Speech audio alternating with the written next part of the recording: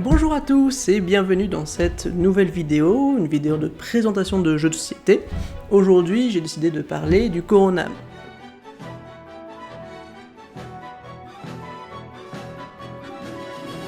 Le Coronam, c'est un jeu que j'ai créé, c'est un peu le plus gros projet que j'ai eu. J'ai mis 6 ans à peu près à le faire. Ouais, plutôt un gros truc. Donc c'est un jeu de stratégie qui dure entre 2 et 3 heures selon le niveau des joueurs, le nombre de joueurs, mais voilà, en général on est sur une après-midi, grosso modo. En termes de nombre de joueurs, il faut être entre 3 et 6. C'est possible de faire à 3 joueurs, mais je conseille d'être plus à partir de 4 joueurs. Et enfin, en termes d'âge, je conseille d'être plutôt dans les 12 ans pour pouvoir apprécier correctement le jeu. Comment le jeu fonctionne? Eh bien, il se déroule en plusieurs tours. Chaque tour est divisé en 5 phases: production, commerce, construction, combat et conseil.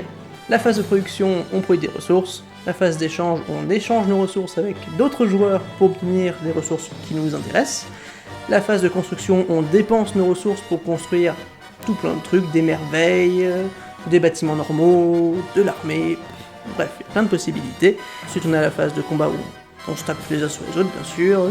Lui, il a trahi mon alliance, ou non, mais lui, il a une ressource que je veux. Et du coup, ce genre de choses mène bien sûr à du sang. Donc du coup, voilà, c'est là que ça se règle. Et enfin, on a la phase de conseil. C'est le moment où on fait un peu le point, le moment où on fait des alliances, ce genre de choses. Et surtout, c'est là que sont attribués les titres poétiques. Il y a 4 titres poétiques que l'on peut obtenir dans le jeu. Chacun donne un petit bonus, il y a une certaine condition à remplir pour l'obtenir, et c'est le joueur qui remplit le mieux cette condition qui obtient le titre poétique, aussi simplement que ça. Donc voilà, ça c'est un tour, et après, une fois qu'on a terminé, on jette les ressources qui nous restent, et on recommence, et ainsi de suite, jusqu'à que l'un des joueurs remplisse les conditions de victoire. Justement, qu'est-ce que c'est les conditions de victoire? Parce que bon, c'est bien beau tout ça, ça fonctionne, c'est cool, mais on ne sait toujours pas comment on gagne. Donc, pour gagner, il y a 6 manières, comme ça, 6 manières de pouvoir remporter une partie. D'abord, il y a la victoire économique, c'est produire un peu de chaque ressource, tout simplement. Ensuite, il y a la victoire commerciale, qui consiste à réunir jusqu'à 125 ors dans le tour. C'est beaucoup, mais une fois que c'est fait, c'est gagné, donc c'est cool. Ensuite, on a la victoire industrielle, qui consiste à produire le maximum d'une ressource donnée, autant une ressource rare que pas rare. C'est juste que si on choisit une ressource pas rare, genre la pierre, faut en produire beaucoup plus, voilà. Et si on choisit une ressource rare, les bâtiments coûtent cher, donc voilà, trouver l'équilibre entre les deux. Ensuite, on a la victoire militaire, qui consiste à taper ses voisins jusqu'à que tout le monde est d'accord que c'est toi le roi du monde. Voilà, donc si tu arrives à avoir jusqu'à 5 victoires tout simplement, et que ce soit en attaque ou en défense, même en défense ça marche aussi, hop, tu remportes la partie. Et enfin, on a les victoires culturelles qui consistent à construire 4 merveilles, des gros bâtiments bien vénères qui donnent des pouvoirs, c'est cool. Et on a la victoire politique qui consiste à réunir les 4 titres dont j'ai parlé précédemment et à les conserver jusqu'au conseil suivant. Et à ce moment-là, c'est bon, c'est gagné, là aussi, tout le monde reconnaît que t'es le roi du monde. Et la partie se termine.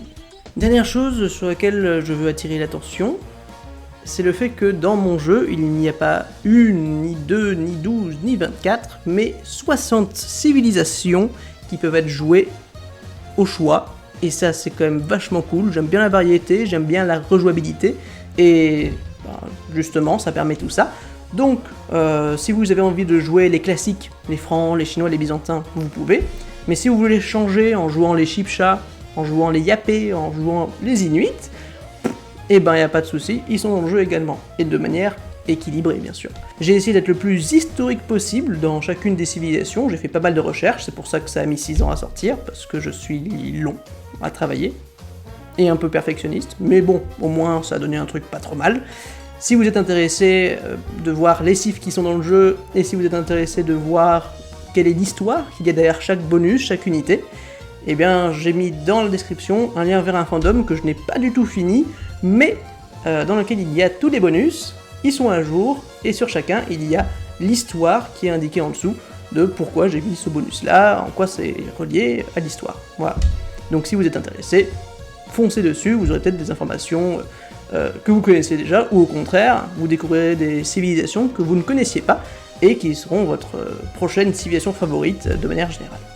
Voilà, je pense avoir terminé tout ce que j'ai à dire. Enfin, bien sûr, je pourrais parler pendant des heures du jeu, mais pour une simple présentation, j'ai fait le tour.